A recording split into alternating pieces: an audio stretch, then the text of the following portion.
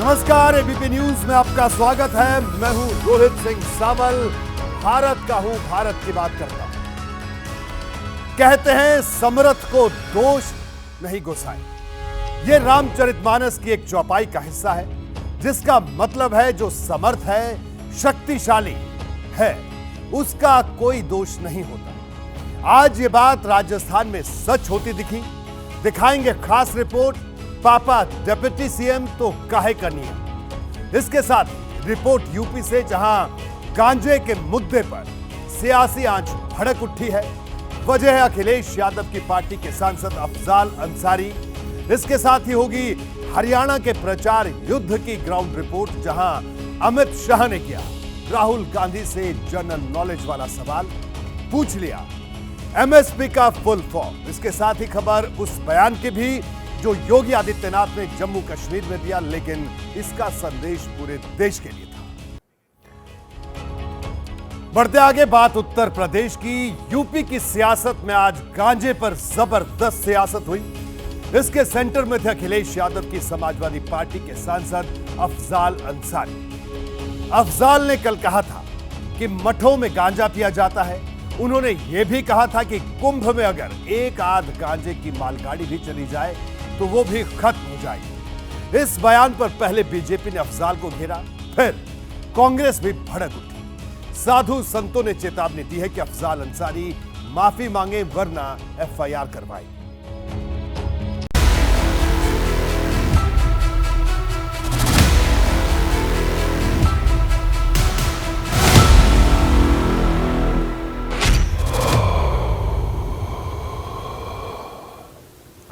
लेकिन गांजा को तो लाइसेंस भी नहीं है।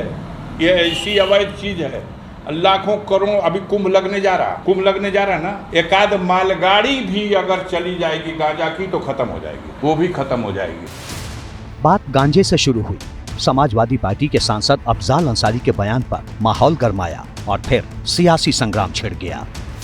देखिए, हम सबको एक दूसरे के धार्मिक भावना का सम्मान रखना चाहिए, ख्याल रखना चाहिए। बीजेपी तो बीजेपी, अखिलेश की पार्टी के सांसद अफजाल अंसारी पर तो राहुल गांधी की पार्टी के प्रदेश अध्यक्ष भी भड़क गए।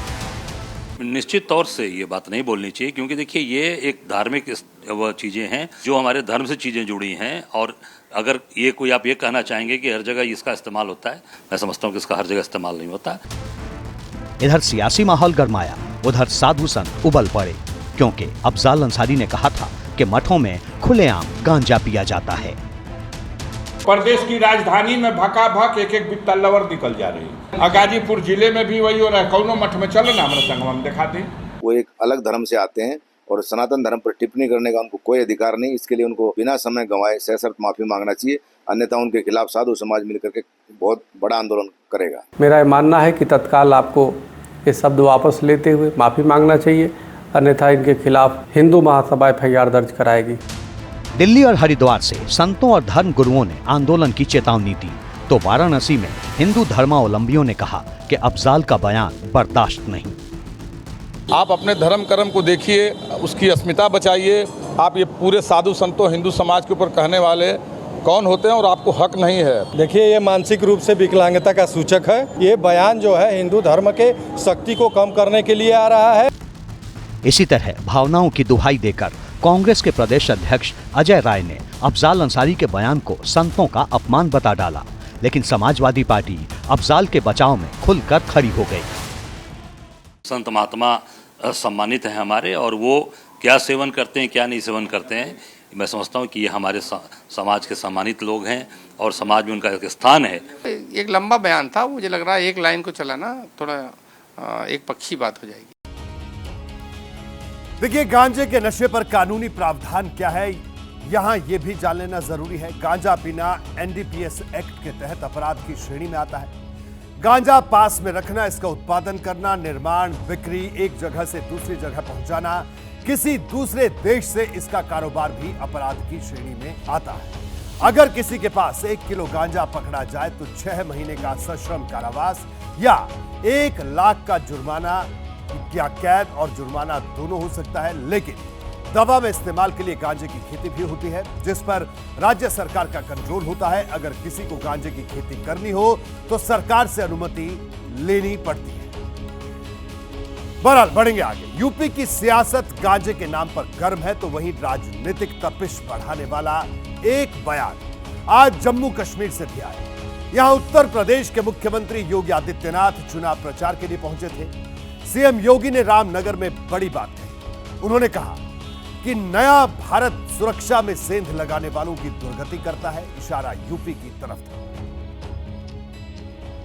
ये लोग कहते थे कि अगर राम मंदिर के पक्ष में फैसला हुआ और राम मंदिर का निर्माण हुआ तो खून की नदियां बहेंगी।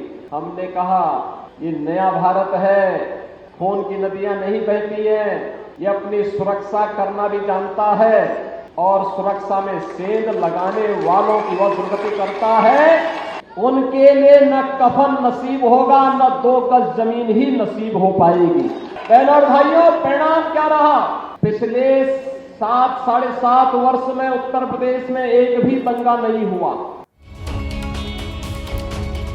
और अब बात करते हैं हरियाणा चुनाव की, जहां प्रचार की आंधी चल रही है। आज यहां गृह मंत्री अमित शाह ने 3 सभाएं की। हर मीटिंग में उनके निशाने पर राहुल गांधी थे। रेवाड़ी में शाह ने राहुल गांधी पर तंज कसते हुए कहा कि क्या आपको एमएसपी का फुल फॉर्म मालूम है, और क्या आपको खरीफ और रबी की फसल में अंतर का पता है?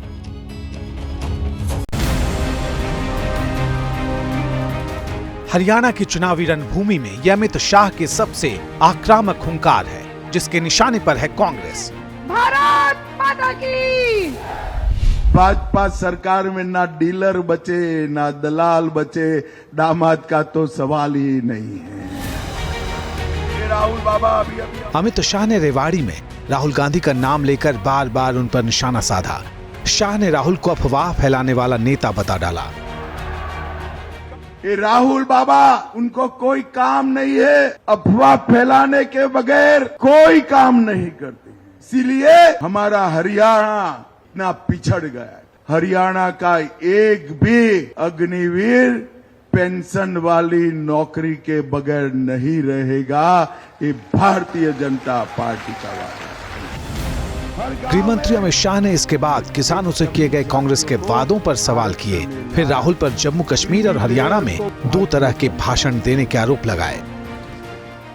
राहुल बाबा, एमएसपी का फुल फॉर्म मालूम है क्या आपको? एमएसपी किसको कहते हैं मालूम है क्या? खरीफ का क्रॉप कौन सा है, रबी का कौन सा है, कुछ मालूम है क्या?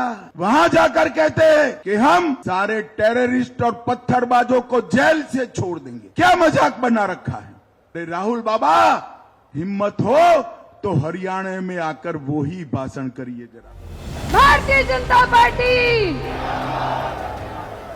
और अब बात करते हैं दिल्ली की सियासत की। यहां आज एमसीडी की स्थायी समिति के एक सदस्य के चुनाव में बीजेपी ने बाजी मार ली।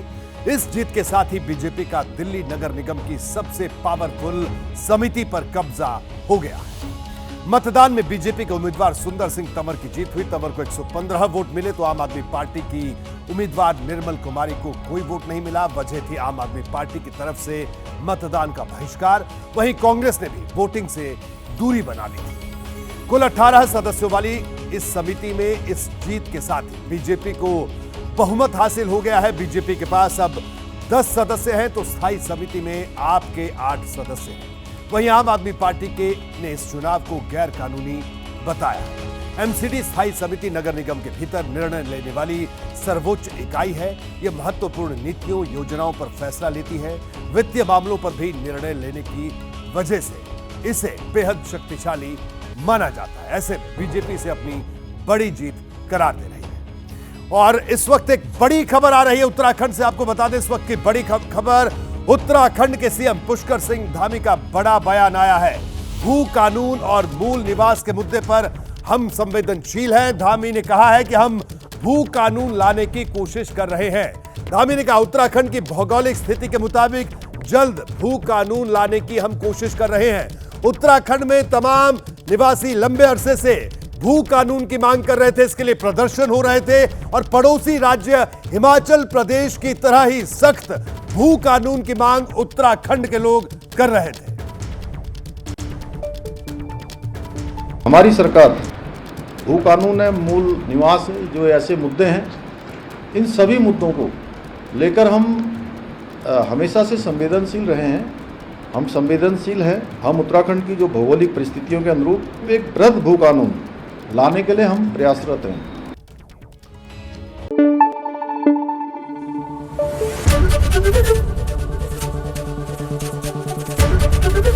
ABP न्यूज आपको रखे आगे।